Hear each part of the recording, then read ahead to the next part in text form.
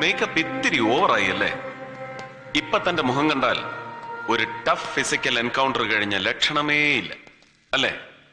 C mister Chakrapani, ദാ ഈ video ക്യാമറയും തന്റെ കെട്ടിയൊരുങ്ങലും ഒക്കെ just for our association sake. പ്രതിയെ തല്ലാൻ പാടില്ല, സോ ഞാൻ തന്നെ തല്ലിയിട്ടേ ഇല്ല. Okay Gregory?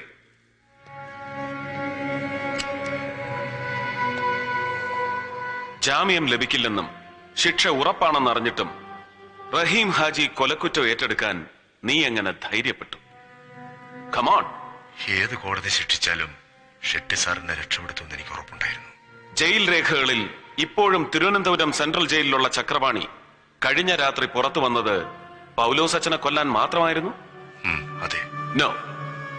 വൃദ്ധനായ ഒരു പുരോഹിതനെ കൊല്ലാൻ തന്നെപ്പോലൊരു മസിൽമാന്റെ സഹായം എന്തിനാണ് ഷെട്ടിക്ക് ആവശ്യം? ഹോമിസൈഡ്, നരഹത്യ, ഇതൊക്കെ ഒരു കലയാക്കിയവർ ഷെട്ടിയുടെ സംഘത്തിലുണ്ടല്ലോ വേറെയും. സ്വയം കൊല ചെയ്ത് വിനോദിച്ചിരുന്ന ഷെട്ടിയും കൂടി സാക്ഷി നിൽക്കെ നീ പൗലോസച്ചനെ വെട്ടിവീഴ്ത്തി.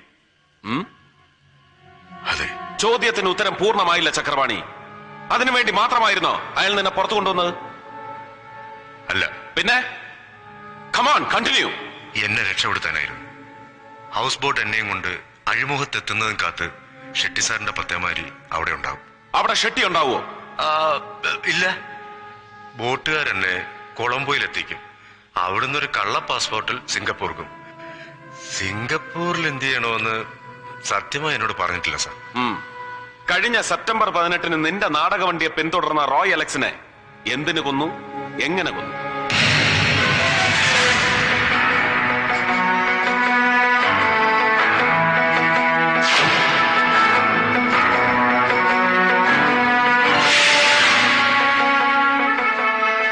റോയ് റഹീം ഹാജിയുടെ ആളാണെന്ന് ബഷീർ പറഞ്ഞ് ഷെട്ടി അറിഞ്ഞിരിക്കും അല്ലെ?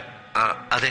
മലയാളം വൃത്തിയായി വായിക്കാൻ പോലും അറിയാത്ത ചക്രപാണി എന്ന പഴയ കട്ടൻ വലിക്കാരനെ അക്കാഡമി അവാർഡ് ജേതാവായ നാടക സംവിധായകനാക്കി ഷെട്ടി മാറ്റിയത് വിദേശ നാണ്യം ശേഖരിക്കാനുള്ള മറയായിട്ടായിരിക്കും അല്ലെ?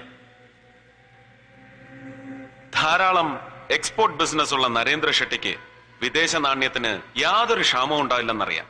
എന്നിട്ടും ബാങ്ക് റേറ്റിലും വളരെ ഉയർന്ന തുക കൊടുത്ത് ഡോളറുകൾ വാങ്ങിക്കൂട്ടി പുറത്തേക്ക് കടത്തിയിരുന്നത് ആരാണ്? ഞാനാണ്. എങ്ങനെ? പത്തേമാരി വഴി. എവിടെ? കൊളംബോയിലേക്ക്.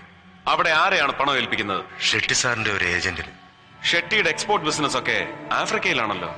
എനിക്കറിയില്ല സാർ.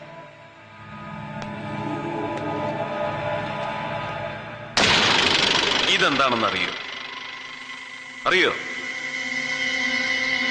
അറിയില്ല. അറിയില്ല?